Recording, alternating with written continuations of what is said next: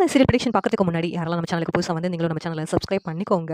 விஜயும், காவேரியும் குழந்தையோட எப்பவும் சந்தோஷமா இருக்கணும் அப்படின்னு யாரெல்லாம் நினைக்கிறீங்களோ இந்த வீடியோவுக்கு ஒரு லைக் போட்டுருங்க. இங்க விஜய் வீட்ல டின்னர்லாம் முடிச்சுட்டு காவேரி அவங்க வீட்டுக்கு போயிடுறாங்க. மறுநாள் காலையில எப்பவும் போல காவேரி ஸ்கூலுக்கு கிளம்பி வர்றாங்க. அப்ப இங்க விஜயும் குழந்தைய ஸ்கூலுக்கு விடுறதுக்காக வர்றாங்க. இங்க விஜய் குழந்தையோட சேர்ந்துட்டு காவேரியை பார்த்துட்டு ஹாப்பி பர்த்டே மிஸ் அப்படின்னு சொல்லிட்டு கோரஸா சொல்றாங்க. அதை கேட்டுட்டு காவேரி இருந்துட்டு என் பர்த்டே உங்களுக்கு எப்படி தெரியும் அப்படின்னு சொல்லிட்டு கேட்குறாங்க. உடனே விஜய் இருந்துட்டு உன் பர்த்டே எனக்கு தெரியாதா காவேரி அப்படின்னு சொல்லிட்டு மனசுக்குள்ளேயும் சொல்றாங்க. அதான் உங்க அம்மா தான் என்கிட்ட சொன்னாங்க. நாளைக்கு மிஸ்ஸோட பர்த்டே நீங்க சாயங்காலம் வீட்டுக்கு வந்துடுங்க. கேக் கட் பண்ண போறோம் அப்படின்னு சொன்னாங்க. அப்படின்ட்டு விஜய் சொன்னதும் அம்மாவுக்கு வேற வேலையே இல்ல. பிறந்தநாள் எதுக்கு எல்லார்கிட்டயும் சொல்லிக்கிட்டு இருக்காங்க. அதுவும் இல்லாம இவங்கள எதுக்கு இன்வைட் பண்ணியிருக்காங்க பர்த்டேக்கு அப்படின்னு சொல்லிட்டு இங்க காவேரிக்கு கடுப்பா இருக்குது. உடனே என்ன மிஸ் என்னாச்சு? அப்படி சொல்லிட்டு இங்க விஜய் கேட்குறாங்க. ஒண்ணும் இல்ல. சரி நான் கிளாஸ்க்கு போகணும் அப்படின்ட்டு காவேரி கிளாஸ்க்கு போறாங்க. உடனேவும் இங்க குழந்தையும் வா காவேரி நம்ம போகலான்னு சொல்லிட்டு கூட்டிட்டு போறாங்க. இங்க விஜய் இருந்துகிட்டு காவேரி இன்னைக்கு பர்த்டே. கண்டிப்பா அவங்க வீட்ல உள்ள எல்லாரும் வருவாங்கன்னு அத்தை சொன்னாங்க. நம்ம அத்தைக்கு ஒரு கால் பண்ணுவோம். அவங்கலாம் வந்திருந்தாங்கன்னா, அவங்கள போய் பார்த்துட்டு வரலாம். காவேரி இருக்கும்போது அவங்க கூட நம்மளால பேச முடியாது. அதனால இப்பவே கால் பண்ணி கேட்கலாம் அப்படின்னு விஜய் வந்து சாரதாவுக்கு கால் பண்றாங்க. உடனே சாரதா இருந்துட்டு, "ஆமா தம்பி, இங்க நிவின் மாப்பிள்ளை, யமுனா, கங்கா, குமரன் மாப்பிள்ளை எல்லாருமே வந்திருக்காங்க தம்பி. உங்கள பார்க்கணும்னு ரொம்ப ஆசையா இருக்கிறாங்க. ஆனா வீட்டுக்கு தான் வர்றதுக்கு யோசிச்சுக்கிட்டு அவங்க வரல. நீங்க இங்க வர முடியுமா தம்பி?" அப்படின்னு சொல்லிட்டு சாரதா கேட்குறாங்க. விஜய் இருந்துட்டு, "அதுக்காக தான் அத்தை நான் வெயிட் பண்றேன். அவங்கள பார்க்கணும்னு எனக்கும் ஆசையா தான் இருந்துச்சு. அதான் இப்பதான் காவேரிய ஸ்கூல்ல விட்டுட்டு வந்தேன்னா, அதான் உங்ககிட்ட ஒரு வார்த்தை கேட்டுட்டு வரலான்னு சொல்லிட்டு கால் பண்ணேன் அத்த அப்படின்னு சொல்லிட்டு விஜய் சொல்றாங்க. உடனே சாரதா இருந்துட்டு, "வாங்க தம்பி அப்படியேவும் விருந்துக்கு ஏற்பாடு பண்ணியிருக்கேன். வந்து சாப்பிட்டுட்டு போங்க" அப்படின்ட்டு சாரதா சொல்றாங்க. "கண்டிப்பா அத்த" அப்படின்னு சொல்லிட்டு விஜய் வந்து கிளம்பி வர்றாங்க.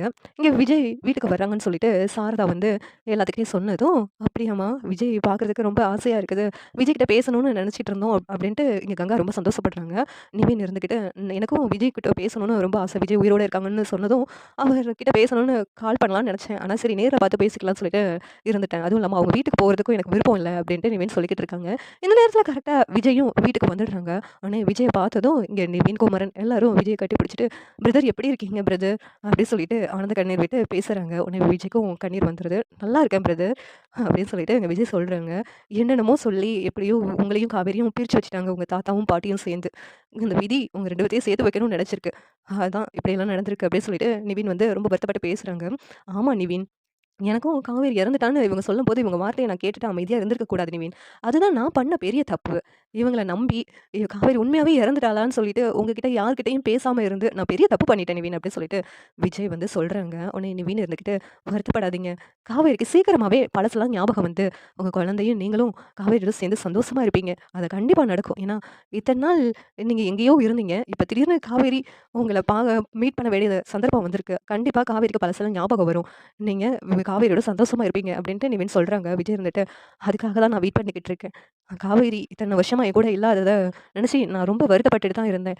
நடபிணமா வாழ்ந்துகிட்டு இருந்தேன். என் குழந்தை என்கிட்ட காவேரி எங்க எங்கன்னு சொல்லி கேட்கும்போதெல்லாம் எனக்கு அவ்வளோ வருத்தமா இருந்துச்சு நிவின். அப்டின்னு சொல்லிட்டு இங்க விஜய் ரொம்ப ஃபீல் பண்றாங்க. உடனே கங்கா இருந்துகிட்டு, அதான் காவேரி கிட்ட தான் உங்க பொண்ணு ரொம்ப அட்டாச் ஆயிடுச்சே. அம்மான்னு தெரியாமலே காவேரி கூட நல்லா பழகுதுன்னு சொல்லிட்டு அம்மா சொன்னாங்க. அப்படியும் காவேரி மாதிரியே இருக்கிறா. நாங்க ஃபோட்டோ வேற பார்த்தோம் அப்படின்னு கங்கா சொல்லிக்கிட்டு இருக்காங்க. ஆமா கங்கா.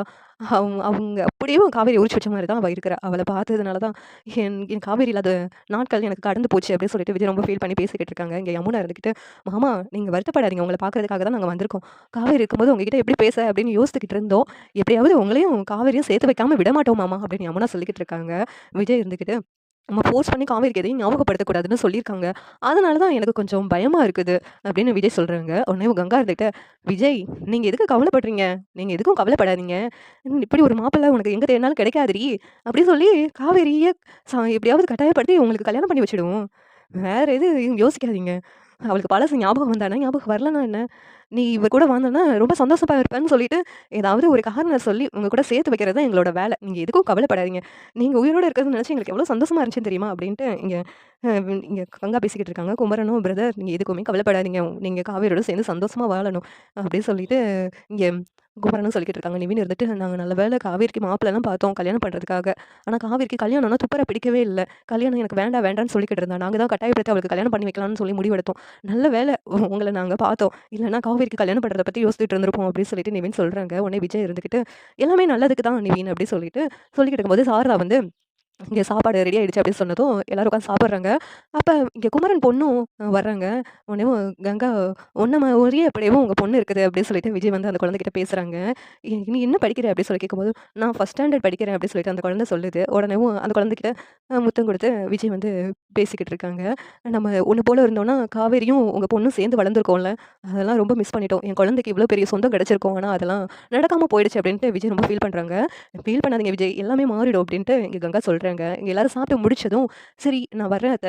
சாயந்தரம் காவேரிய ஸ்கூல்லேருந்து பிக்கப் பண்ணிட்டு, அப்படியே பர்த்டே ஃபங்ஷனுக்கு கண்டிப்பா வந்துடுறேன்" அப்படின்னு சொல்லிட்டு இங்க விஜய் சொல்லிட்டு போறாங்க. உடனே சாரதா வந்துட்டு, "சரிங்க தம்பி, வந்துடுங்க, மறக்காம வந்துடுங்க" அப்படின்னு சொல்லிட்டு சொன்னதும், இங்க விஜயும் வீட்டுக்கு கிளம்பி போறாங்க.